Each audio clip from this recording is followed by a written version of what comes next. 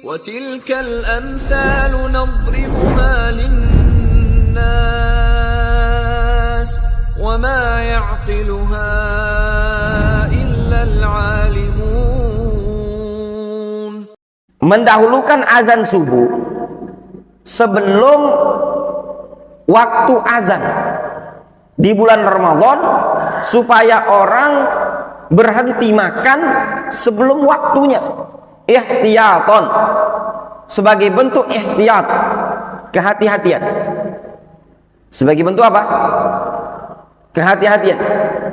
Atau kalau istilah kita sekarang dalam rangka apa namanya, pakai imsaknya ya, untuk menghentikannya dengan sirine.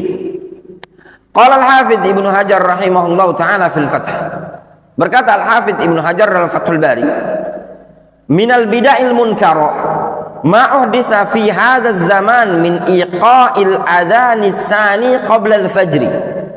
Termasuk kebid'ahan yang munkar adalah sesuatu yang dimunculkan di zaman sekarang ini.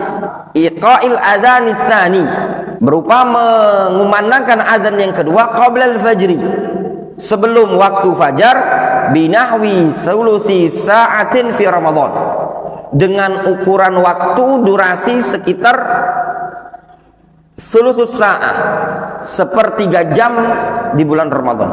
Wa itfa'il masabih allati ja'alat alamatan litahrimil akl wa syurbi ala man yuridu siyam, dan memadamkan lampu yang mana dengan padamnya lampu tersebut merupakan tanda haramnya makan dan minum bagi orang yang ingin puasa.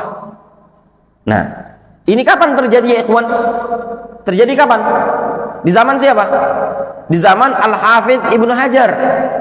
Al-Hafidz Ibnu Hajar mengatakan termasuk minal bid'il munkar, termasuk bid'ah yang munkar, sesuatu yang dimunculkan fi hadzal zaman, di zaman beliau.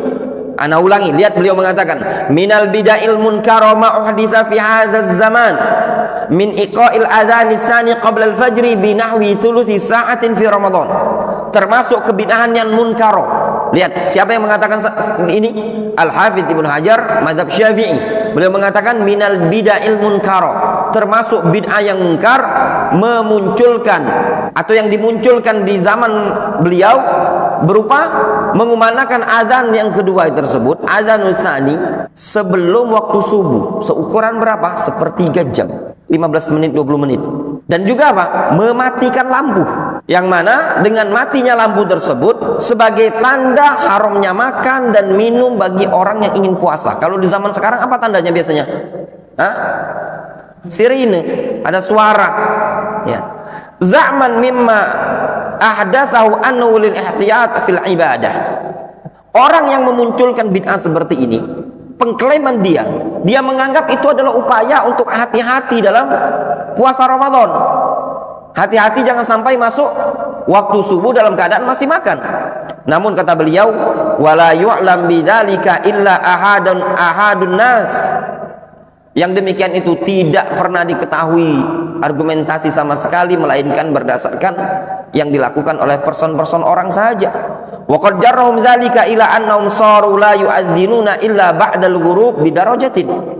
Sehingga konsekuensi dari tindakan mereka tidak mengumandangkan azan melainkan setelah terbenamnya matahari beberapa saatnya. Difahami? Jadi pas azan maghribnya malah dimolorkan. Difahami? Dimolorkan. Dengan keyakinan apa? Supaya lebih tepat waktunya pula.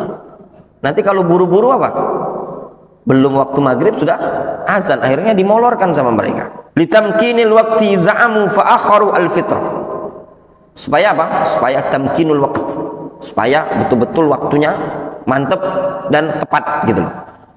Sehingga mereka mengakhirkan berbuka wa ajjalu as-sahur, namun mereka menyegerakan sahur.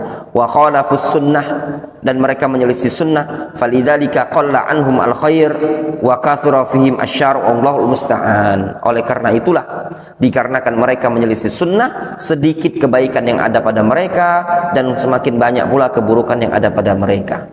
Ya ikhwan, sebagaimana yang disebutkan dalam hadis Kata Nabi SAW, ma zalan nas bi khairin ma ajjalu al-fitrah. Umat manusia senantiasa berada pada kebaikan selagi mereka mau menyegerakan berbuka.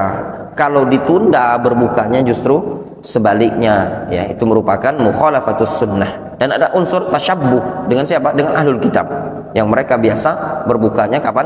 Ketika sudah muncul bintang. Adapun di kalangan umat ini dari kalangan orang-orang Rafidhah, Syiah,